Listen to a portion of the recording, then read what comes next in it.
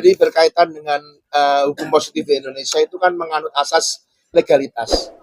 Jadi apa itu, selama belum ada undang-undang yang mengatur, maka tindakan itu belum bisa dipidana.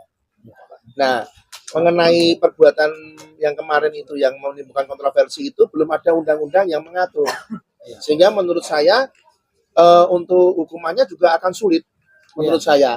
Itu pendapat saya ya. Pendapat yang kedua, saya mendengar ada wacana pencabutan bas.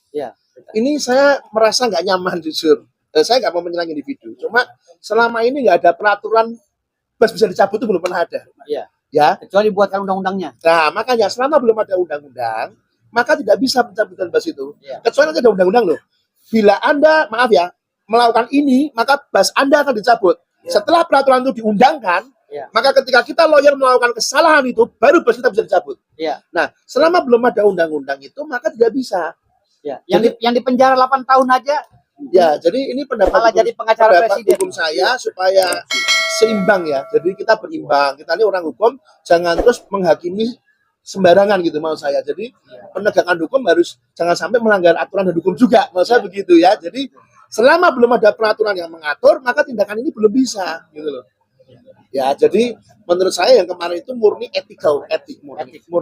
Tapi menurut saya pribadi untuk yang nggak disengaja. Ya, untuk pidana dan sebagainya kok sulit menurut saya. Tapi karena sudah ada proses hukum, biarlah nanti bukan anak saya ya, biarlah kepolisian dan sebagainya. Silakan, itu hak semua orang. Semua orang boleh membuat laporan dan aduan. Ya, biarlah berproses, kita kawal. Rekan-rekan media kawal penegakan ini sebagai social control. Kan rekan-rekan pers ini sebagai social control. Jadi kita kontrol pengawal proses beliau ini, kita kawal supaya terbuka, masyarakat sekarang cerdas, bisa menilai penegakan hukum yang ada.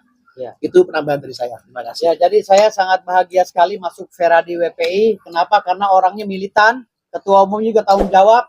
Di saat saya terjatuh, beliau mengangkat saya.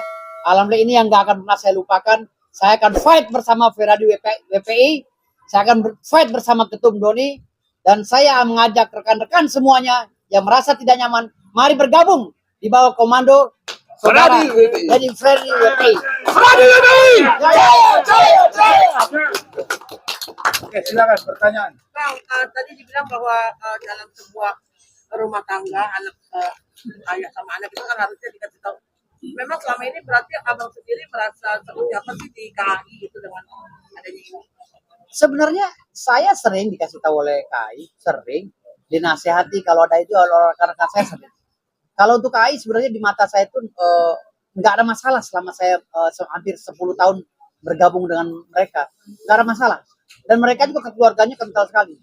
Namun hari ini prosesnya agak sedikit keliru, itu aja. Kalau untuk kejelekan yang lain nggak ada. Karena saya nyaman juga di KAI kemarin, dan KAI juga memberikan fasilitas-fasilitas pada saya, dan saya juga sebagai pejabat. Dan salah satu kandidat ketua DPD kemarin yang gagal dan kalah dengan saudara Anwar. Jadi saya diberi fasilitas juga oleh Kongres Advokat Indonesia. Tidak ada kejelekan sebenarnya di KAI, tidak ada. Cuman hari ini yang saya sayangkan, KAI terlalu tendensius mendengarkan berita dari media sosial tanpa harus mengevaluasi kegiatan saya di luar. Itu aja. Dan tidak memanggil saya melalui Dewan Etik, itu aja sih. Jadi kalau kecacatan tidak ada. KAI adalah organisasi yang memang saya banggakan awalnya, ya.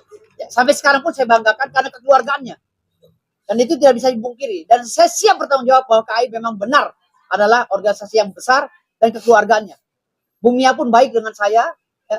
Pak Apolos semuanya, Pak Anwar apalagi. Ketua DPD kami yang kami banggakan itu baik sekali sama saya. Sehingga saya ketika diputus di KAI, saya meneteskan air mata malam-malam. Karena saya tidak bisa lagi mendapatkan keluarga besar seperti itu. Kalau di Veradi WPI saya baru bergabung, tetapi itulah kondisi saya di KAI. Beliau adalah keluarga besar saya yang baik. Keluarga besar saya memahami saya. Tetapi sangat saya sayangkan, kenapa saya ini harus diputuskan tanpa adanya diberikan ruang untuk klarifikasi. Itu ya dari saya. Dan hari ini hampir seterusnya KAI masih tetap saya banggakan karena mereka berjasa telah menjadikan saya seorang advokat yang tangguh dan dididik dan ditempa oleh KAI sampai seperti ini. Terima kasih banyak. Tapi abang nggak berusaha untuk bicara langsung. Tidak. Saya orangnya tegas. Kalau sudah tidak, saya tidak. Jadi saya tidak bisa ada kata kedua lagi. saya masih menyayangi KAI, tapi untuk bergabung tidak. Ya, karena saya selalu A, B, B. Jadi itu aja dari saya. KAI tidak ada apa-apa yang tidak ada celahnya dengan saya. Ya, mereka masih baik. Gitu. Nggak, maksudnya tidak ada omongan gitu, sebelumnya tidak ada omongan bahwa ini akan sudahan atau gimana. Tidak ada, saya hanya disuruh menghadap tadinya. Gitu. Gantian pertanyaan. Gantian pertanyaan. Ya, ya, enggak, tidak ada omongan, tidak apa. Pokoknya tato saya diperhentikan. Ya. Misalkan terkait dari KAI sendiri sempat melakukan ijazah apa gimana nih Bang? Ijazah saya, Terkait kalau saya diragukan ijazahnya, kenapa saya bisa lolos jadi pengacara?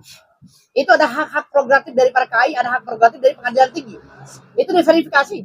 Dan saya pakai ijazah itu, saya lolos S2. Dan saya sudah diwisuda. Sekarang saya masuk S3.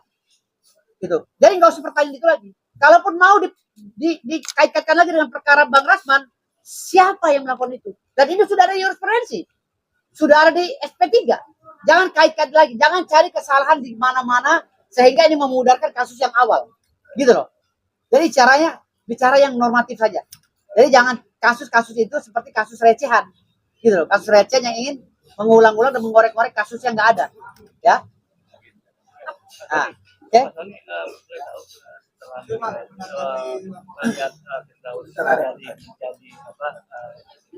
Yang kuat suara itu, Pak. Ya.